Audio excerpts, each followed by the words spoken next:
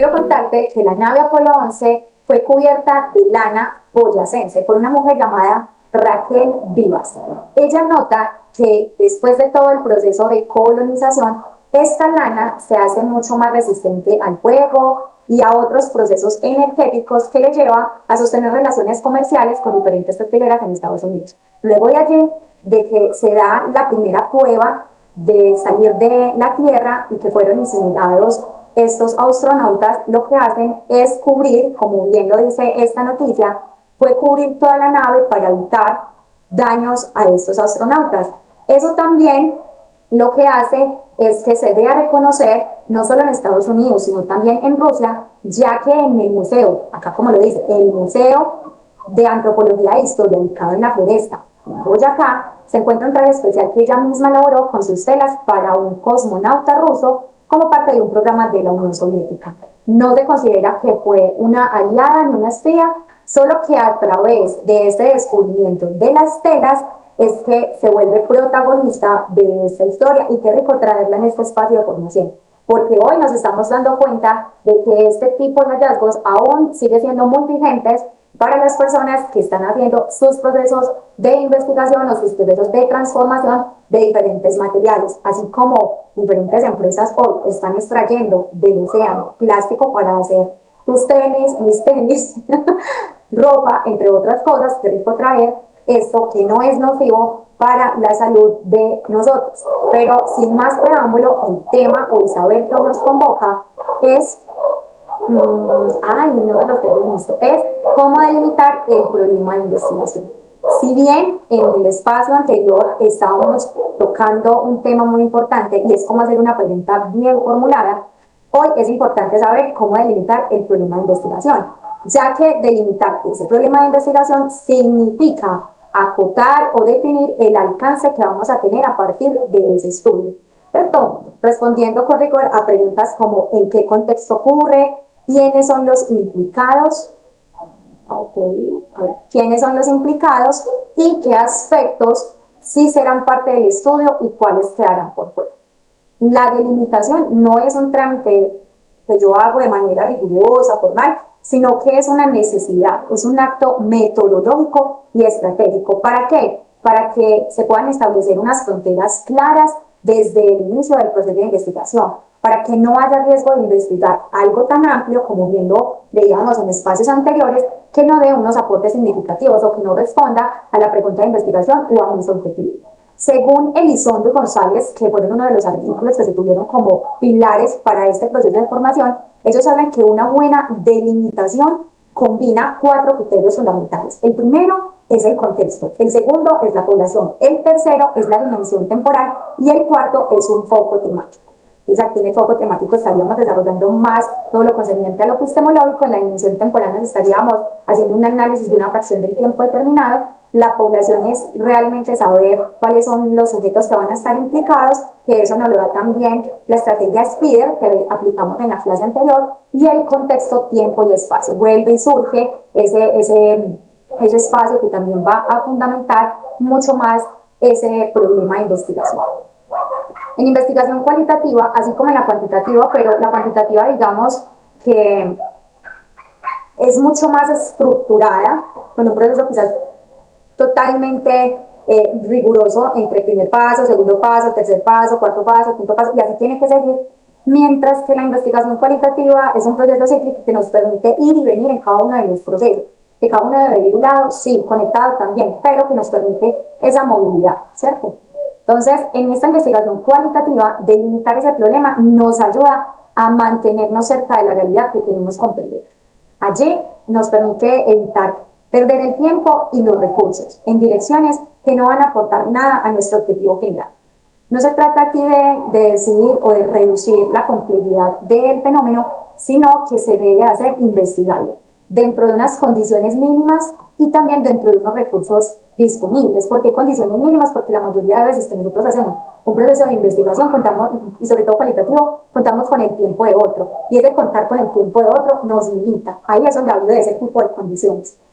Entonces, hoy aprenderemos sobre una narración situada que nos va a permitir hablar de ese problema que no sea demasiado grande vamos a hacer una explicación conceptual, luego pasaremos a unas preguntas para dialogar, para que tú también reflexiones, luego a una conclusión y los últimos dos puntos son más relacionados al hacer, a esa práctica que tú debes iniciar a conciencia para ir adquiriendo ese rigor en la investigación. Entonces hablaremos de una micro tarea y de una técnica de estudio para que tú sintetices lo aprendido en este proceso de formación.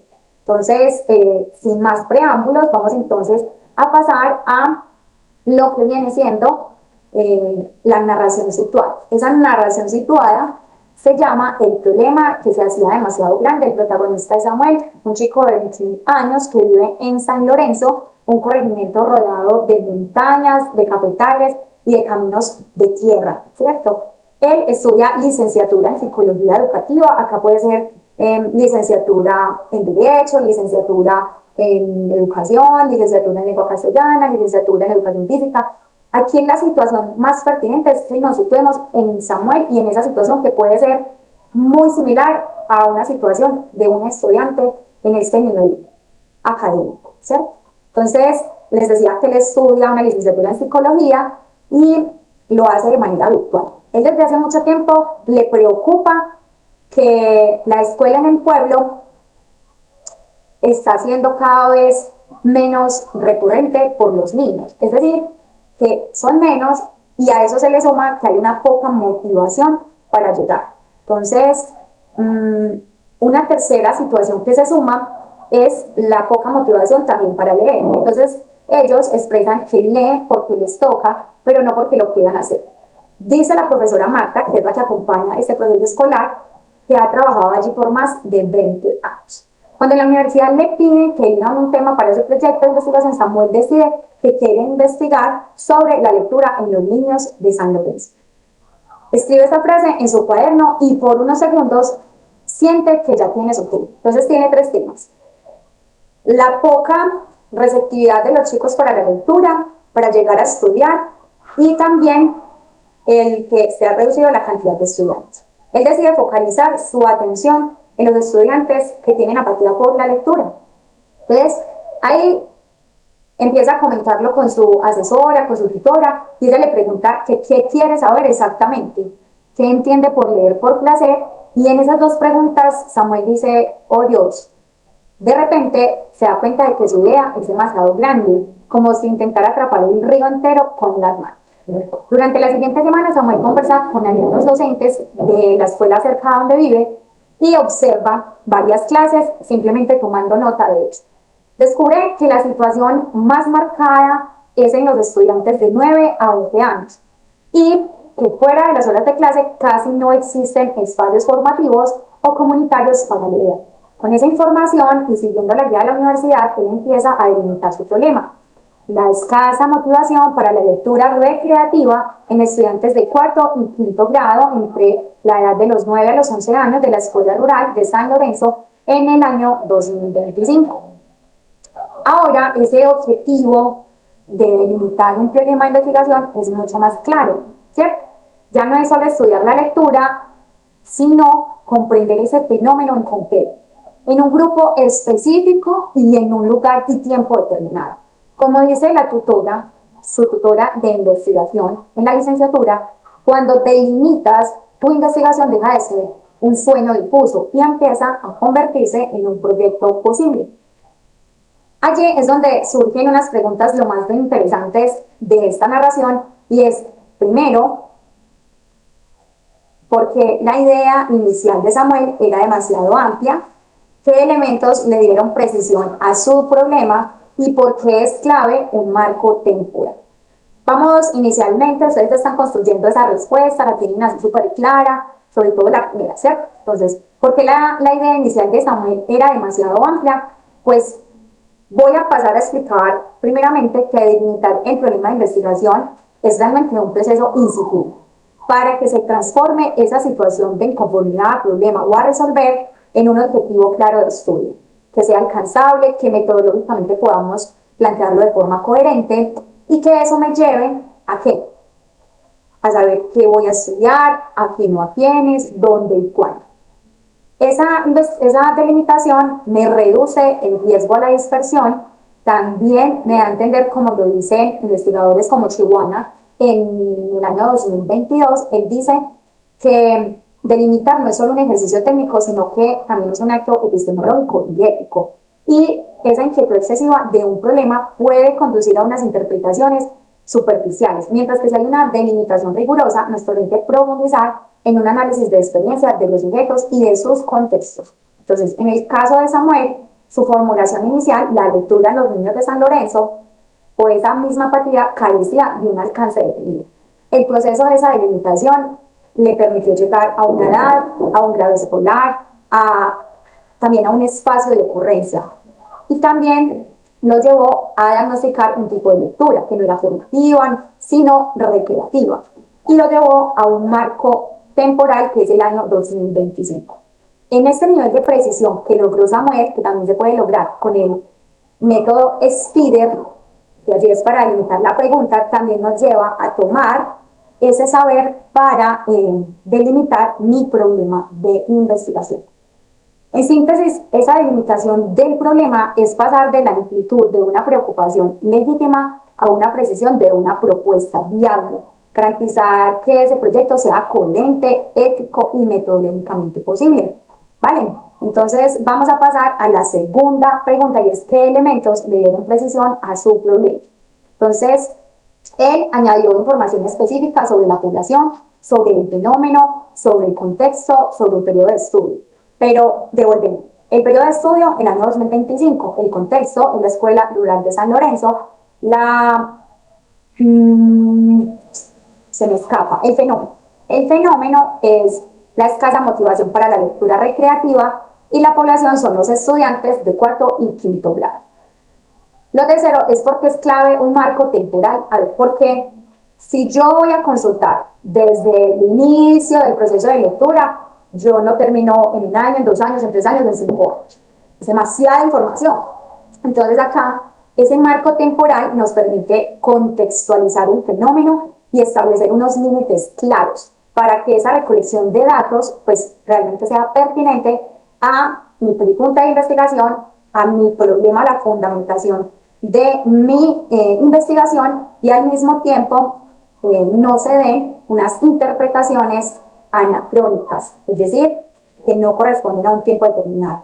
Asimismo, pues nos facilita todo nuestro trabajo de campo. Acá me gustaría traer a colación otra inquietud y es que luego de conocer todo lo anterior, ¿cómo lograr delimitar ese problema de investigación? Entonces, ya sabemos todas las anteriores características, pero al mismo tiempo debemos de tener una responsabilidad académica con el campo epistemológico, porque eso también nos da luces de qué sí debo consultar y qué no, desde la pertinencia de mi contexto, desde los recursos con los que cuento. La experiencia de Samuel nos recuerda que las ideas iniciales son muy valiosas, pero necesitan pasar por ese filtro de afinación, ¿cierto? Para que se transforme ese objeto de estudio en que sea viable. Sin esa delimitación, créanme, la investigación corre el riesgo de que se quede en un plano vago, abstracto o imposible de abordar en un tiempo y que los muchos recursos que se tengan no sirvan de nada, no se empleen de forma pertinente. Entonces, acá es donde la investigación bien delimitada nos ayuda ¿a qué? A focalizar nuestra mirada, a saber seleccionar los métodos de investigación y a mantener una coherencia durante todo el desarrollo de la misma. Por eso, Elizondo y González en el año 2021 nos dicen que el acto de acotamiento no limita la riqueza del fenómeno, sino que es una puerta a comprenderlo con mayor profundidad. No creamos que porque abarcamos mucho, entonces vamos a tener una super investigación, no. Entre más delimitado vamos a tener más profundidad. Y eso sucede mucho como con los médicos. Los médicos, si bien estudian una medicina, deben sí o sí especializarse en algo. ¿Para qué? Para que al ser especialistas, más personas recurran a ellos, porque tienen mayor conocimiento, porque han estudiado más los casos, porque han tenido pruebas, porque han tenido prácticas, y eso sí o sí les va a abrir el panorama a ese saber específico y a las personas que puedan frecuentarlos para tener una solución, ¿cierto? Entonces, desde una perspectiva ética, delimitar es también un compromiso con esas personas que están en la investigación, en este caso, con esos niños de 9 a 11 años de edad. Y las comunidades, como son los docentes, los padres de familia, que si bien vamos a tocar con niños menores de edad, tenemos que tener presente para un consentimiento informado, para darles a conocer cuáles son las pruebas o las técnicas que voy a realizar, que no voy a vulnerar su identidad, su personalidad. Todo eso me acarrea una responsabilidad en los participantes del estudio. Y asimismo, eso me lleva a saber qué tipo de preguntas, con qué nivel las voy a realizar, si voy a aplicar una entrevista, si voy a hacer una encuesta, si voy a empezar a hacer un estudio de casos. Todo eso me va a ir también perfilando cómo lo debo hacer, qué datos son pertinentes y de esa forma generar unas conclusiones útiles para la realidad, unas conclusiones útiles para la realidad que estoy investigando. Tal como le ocurrió a Samuel, que pasó de la lectura en los niños a la motivación para la lectura recreativa en estudiantes de cuarto y quinto grado de la escuela de San Rafael, perdón, de San Lorenzo, San Rafael en el anterior caso, de San Lorenzo en el año 2025. Entonces se convierte en un interés personal a un proyecto posible, coherente y significativo. Después de tener todo esto claro, de ya saber todo esto, vamos a pasar a la microtarea para la bitácora. Entonces, el título es de la idea amplia al problema delimitado. Si bien ya sabes qué partes y ya en la clase anterior con el método de Spider, ICO, PECO, PICOT nos da herramientas para también delimitar este problema, yo les voy a proponer que para su bitácora puedan aplicar la siguiente microtarea. En una idea inicial vamos a escribir en una sola frase un tema o una inquietud de tu interés. Ejemplo, la participación de los jóvenes en actividades culturales. Luego le vas a hacer 4 preguntas. La primera es en qué lugar o contexto se desarrolla. Lo segundo es a quiénes o a qué grupo específico te interesa estudiar. Lo tercero es en qué periodo de tiempo ocurrirá ese estudio. Si tú estás en el año 2026, 2025, en el año 2027, en el año en el que estés, tú vas a delimitar el tiempo en el que tú vas a investigar en ese contexto determinado. ¿Y qué aspectos en concreto de la situación vas a observar o analizar? Es decir, de esa participación de los jóvenes, tú vas a analizar motivación, percepción de las actividades, recurrencia, acompañamiento familiar, no sé. Empieza a centrarte en qué te interesa saber de esa situación. Y en una delimitación final, pues realmente con esa información que tú acabas de construir, vas a redactar un problema de investigación con una frase que incluya el fenómeno de tu interés, la población, el contexto y la temporalidad. Un ejemplo del anterior puede ser, bajo la participación de los jóvenes entre los 15 y los 18 años de edad en actividades culturales organizadas por la Casa de la Cultura de San Lorenzo entre enero y junio del 2025, entre junio del 2025 y febrero del 2026. Es lo que nos decía el investigador. Escribe entre 3 a 4 líneas de este espacio de formación que cambió en tu vida y al mismo tiempo de lo que realizaste anteriormente encuentra si lograste un problema delimitado y por qué ese problema así delimitado es más importante investigar. Finalmente, es importante que cuando nosotros nos enfrentamos a un saber, lo llevemos a la sistematización. Todos aprendemos de forma diferente. Puedes ver esta clase y aprender. Puedes leer un documento y aprender. Puedes hacer un mapa conceptual y aprender mucho más. Entonces, acá es donde vamos a hacer un mapa de delimitación progresiva. Tiene 6 pasos. En esos 6 pasos yo te cuento cómo lo puedes realizar, ¿cierto? Entonces, lo primero es que tú vas a plantear en el centro de tu hoja, o si quieres emplear una herramienta digital, Canva, Sematools o otras herramientas, se escribe el tema general. Hábitos de estudio de estudiantes universitarios. Prácticas culturales de jóvenes entre los 15 y los 18 años de edad. Estudiantes de cuarto y quinto con lectura que aplican la lectura creativa. Eso puede ser el tema. El primer nivel de acotamiento, es decir, el contexto. Vamos a trazar unas flechas, ¿cierto? Con palabras o frases que expliquen el lugar o el escenario del estudio. Ejemplo, yo puedo decir Universidad Pública en Bogotá, para estudiar esos chicos con hábitos de estudio universitario, ¿cierto? Ay, me pasé. Pero también puedo pasar al segundo punto, no, al tercero. El tercer punto, que es la población. Aquí se añaden características. Esas características son, ay, me paso cada rato, discúlpenme. Esas características son la edad, el nivel educativo y otras condiciones propias de esos sujetos que van a ser parte de la investigación. Ejemplo, estudiantes de primer semestre. ¿Okay? Un tercer nivel, pero que es el cuarto punto, es el foco temático. Ahí se va a identificar el aspecto concreto que tú quieres investigar. El uso de estrategias de lectura en exámenes finales. El uso de hábitos de estudio para exámenes finales. Siguiente, vamos a identificar la temporalidad. Acá lo que debemos hacer es especificar el periodo. El periodo. Vamos a especificar el periodo en el que se recolecta la información o en el que aplicarás las técnicas, ya sea de observación, de entrevista, de las técnicas que tú tengas programadas. Ya en el último punto, que es la síntesis final, con toda la información va a redactar en una sola frase todo su problema delimitado. Ejemplo final: baja frecuencia en el uso de estrategias de lectura en exámenes finales para estudiantes de primer semestre de la Universidad Pública de Bogotá durante el primer semestre del 2025. ¿Cierto?